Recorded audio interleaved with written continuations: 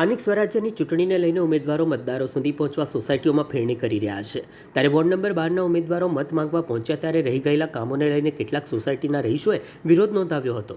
ખાસ કરીને કલાલી વિસ્તારમાં અગાઉ 30 સોસાયટીઓ દ્વારા વિરોધ કરવામાં આવ્યો હતો.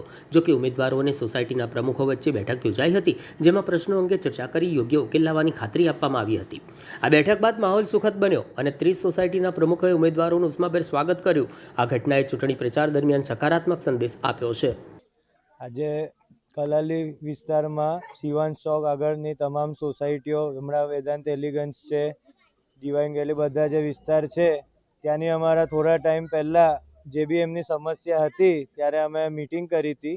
30 પ્રમુખની સાથે મિટિંગ કરી હતી સોસાયટીના, અને ત્યારે જે બી એમના પ્રશ્ન હતા, જેમ કે વરસાદી કાચ છે કે TP 51 છે, જે રસ્તાનો ને જે વિષય હતો, ત્યારે અમે એમને ખાતરી આપી છે કે ચૂંટણી પછી અમારે જે રીતે કરવું પડશે કામ બધું કરીશું. અને વરસાદી કાચનું તો એસ્ટિમેટ બી બની ગયું છે, અને એ હવે નવું બોર્ડ બનશે એટલે એનું ટેન્ડર મંજૂર કરીને વહેલી ગતિએ એ કામ ચાલુ થઈ જશે.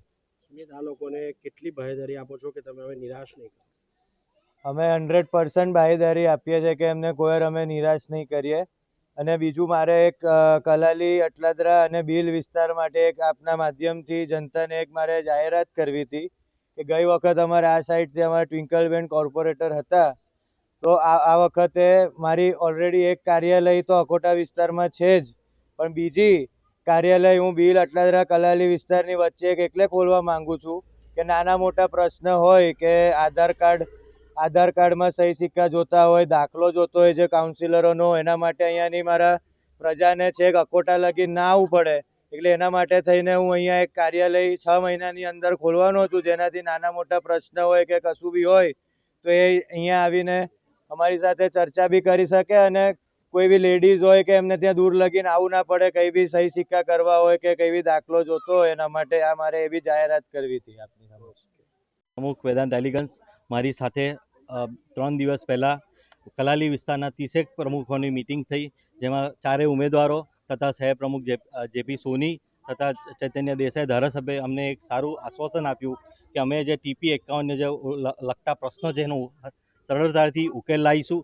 આ યુવાધન, આ સોસાયટી અને આ વિસ્તાર BJP સાથે છે, રહેલો છે અને રહેવાનો છે, અને સાથે મળીને પ્રધાનમંત્રી નરેન્દ્ર મોદીના નેતૃત્વમાં વિકાસ કરવાનો છે અને દરેક સમસ્યાનો ઉકેલ લાવવાનો છે.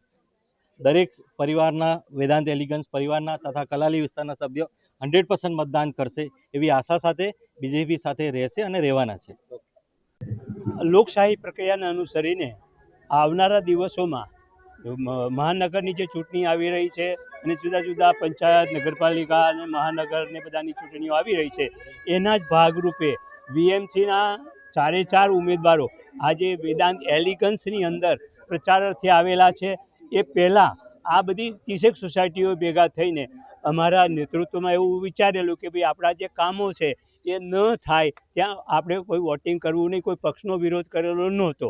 અને આજની મિનિટે અમારી એ વાતની સાથે બેસી અને બધી વાતની સ્પષ્ટતા થઈ ગઈ છે. બધા મુદ્દાઓ એમને પણ આપી દીધા છે કે આટલા મુદ્દાઓ છે, અને આ મુદ્દાઓનું સમાધાન પણ અમને ખૂબ પોઝિટિવ રીતે આપેલું છે, અને એ પ્રશ્નોનો ઉકેલ પણ અમે સારી રીતે આપીશું એવી ખાતરી આપી છે. અને એના કારણે આ સોસાયટી આખી એમની સાથે ભાજપના વિચારધારાને વળી અને એને સંઘી બહુમતીથી જીતાડવા માટેની ખાતરી આપીએ છીએ. વડીલ છો એટલે તમામ ઉમેદવારોના વડીલ બનીને મતદાન કરાવશો એમ ને? હા. 4 ઉમેદવાર સાથે છો? 4 ઉમેદવારોનું માટે જંગી બહુમતીથી જીતે માટેનો અમારો પૂરો પ્રયાસ હશે. અમે 30 સોસાયટીઓની બેઠક કરી લીધી, અને બેઠકમાં એવો નિર્ણય અને બધાને હાજર રાખ્યા છે, અને આ મિત્રો પણ બધા હાજર રહ્યા હતા. ઉમેદવારો, શહેર પ્રમુખ હતા, આપણા ચૈતન્યભાઈ દેસાઈ પણ હાજર હતા, ને એમની હાજરીમાં બધી મુદ્દાઓની ચર્ચા થઈ ગઈ છે, અને બધાએ સંમતિ આપી છે કે આપણે આ કલાલી વિસ્તારની અંદર આપણે ભાજપને મત આપીને જંગી બહુમતીથી જીતાડીએ, જેથી ભવિષ્યમાં પણ આપણા કામો થાય છે અને ભવિષ્યમાં પણ થતા રહે એવી ખાતરી આપી છે. શું નામ આપનું? પ્રોફેસર CM પટેલ, પૂર્વ ધારાસભ્ય BJP.